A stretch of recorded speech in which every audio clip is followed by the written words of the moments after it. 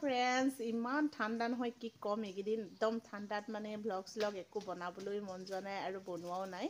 আৰু বিশেষকৈ অলপ বেমাৰ হৈ আছে। ফুৰিবলৈ গৈছিলোঁ, ফুৰিবলৈ আহি পানি আকৌ বেমাৰে হৈ আছে। ইমান ভালকৈ ভাল পোৱা নাই, সেইকাৰণে ভিডিঅ'বোৰো দিয়া নাই আপোনালোকলৈ।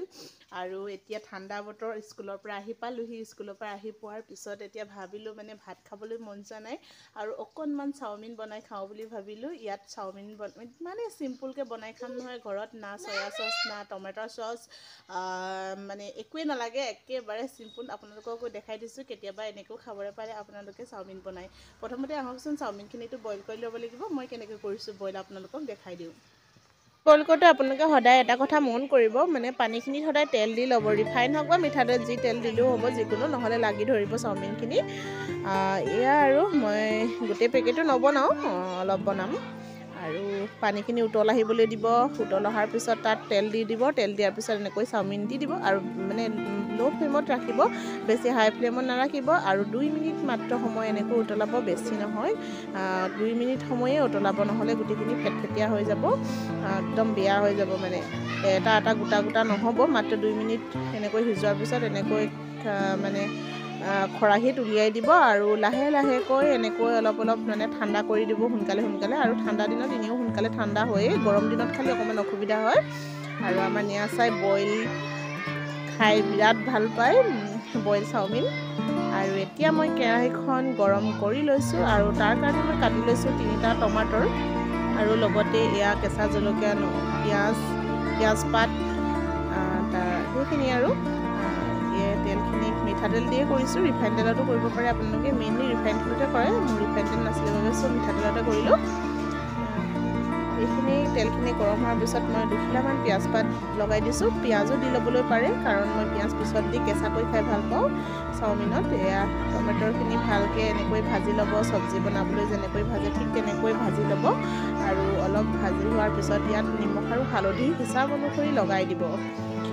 বেছিও নিদিব নিমখ, অলৰেডি চাওমিনত দিয়া থাকেই নিমখ, ইয়াতে অলপটো দি দিব।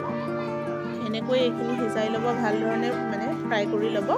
ফ্ৰাই কৰি হোৱাৰ পিছতে ইয়াতে মই ঘৰত আছিলে যিহেতু পিঁয়াজ পাত, নিদিলেও হয়, যদি নাই আছে কাৰণে মই পিঁয়াজ পাতখিনি দি দিছোঁ। ভাল লাগে আৰু অলপ পিঁয়াজৰ গোন্ধটো, পাতৰ গোন্ধটো অলপ বেলেগ হয়। লগতে আৰু ইয়াতে কেঁচা জলকীয়া এইখিনিও দি ল'ব।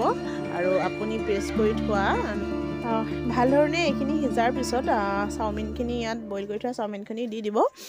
আৰু হিচাপটো চাব, বিলাহীত যদি নিমখ ইমান ভালকৈ লগা নাই তেতিয়াহ'লে এতিয়া অকণমান নিমখ লগাই দিব, হিচাপ অনুসৰি নিমখ লগাই দিব। আৰু এনেকৈ এইখিনি লাহে লাহে লৰাই থাকিব। বেছি মানে লৰাই নিদিব, কাৰণ নহ'লে চাওমিনখিনি একেবাৰে টুকুৰা হৈ সৰু হৈ যাব, বেয়া লাগিব খাবলৈ, তেনেকৈ ভালো নালাগে। গোটা গোটা হৈ থাকিলে চাওমিনবোৰ যিহেতু ভাল লাগে। ল' ফ্লেমত যিহেতু ভাজিব লাহে লাহে। আৰু আপুনি প্ৰেছ কৰি থোৱা ৰচুন, জালুকৰ গুড়ি আৰু আদা মানে প্ৰেছ কৰি ল'ব। চাওমিনত এইখিনি দিবই, নহ'লে খাবলৈ একেবাৰে বেয়া লাগে।